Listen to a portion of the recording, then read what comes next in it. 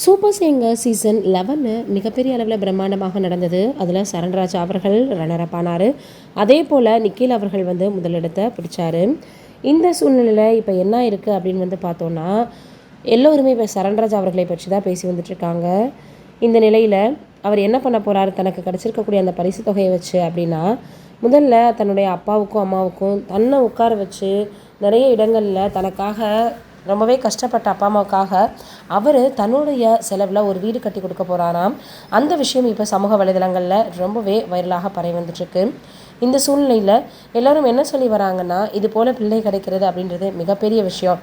அதனால் இந்த மாதிரி யாருக்கெல்லாம் நினைக்கணும், யாருக்கெல்லாம் பார்த்திங்கன்னா இந்த மாதிரி அப்பா அம்மாவுக்கு செய்யணும் அப்படின்ற ஆசை இருக்கும், இல்லை முயற்சி இருக்கும் அப்படின்றது தெரியல. ஆனால் சரண்ராஜா அவர்கள் நல்ல ஒரு மனிதர் அப்படின்னு இப்போ எல்லோருமே சொல்லி வந்துட்டுருக்காங்க. அதோடு மட்டும் இல்லாமல் தன்னுடைய ரொம்பவே சின்ன வயதாக இருக்கும் பொழுது வாடகைக்காக அப்பா அம்மா பார்த்திங்கன்னா கஷ்டப்பட்டது, வாடகை வீட்டில் இருந்தது. அந்த நேரத்தில் தனக்கு எப்படியாவது ஒரு வீடு கட்டிடணும் சொந்தமாக அப்படின்ற மிகப்பெரிய அளவில் ஒரு எண்ணம் இருந்துச்சு அப்படின்னு அடிக்கடி அவர் மேடைகளில் சொல்லியிருக்கிறாரு. அதை தான் இப்போ அவர் செஞ்சு முடிக்க போகிறாரு அப்படின்ற மாதிரி எல்லோருமே சொல்லி வந்துட்டுருக்காங்க.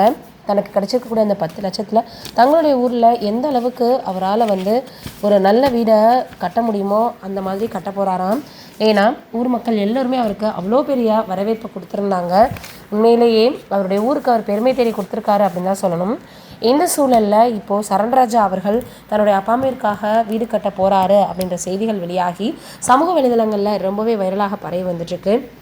அதோடு மட்டும் இல்லாமல் இவர் நிறைய குழந்தைகளுக்காக படிக்கிறதுக்கு, அதுக்கப்புறம் இன்னும் அவங்களுக்கு ஒரு நேரம் சாப்பாடுக்காக ஹெல்ப் பண்ண போகிறதா கூட சொல்லியிருந்தார். அதுவுமே மிகப்பெரிய அளவில் வரவேற்பை பெற்றிருந்தது. இந்த சூழலில் இப்போ எல்லோருமே சரண்ராஜா அவர்களை பற்றி தான் பேசி வந்துட்டுருக்காங்க. உண்மையிலேயே அவர் மென்மேலும் வளர்ந்து நிறைய பார்த்திங்கன்னா உச்சத்தை தொடணும் அப்படின்னு நம்மளுடைய சார்பாக அவருக்கு வாழ்த்துக்கள் தெரிவிச்சுக்கலாம். நீங்கள் என்ன நினைக்கிறீங்கன்னு கமெண்ட்டில் சொல்லுங்கள்.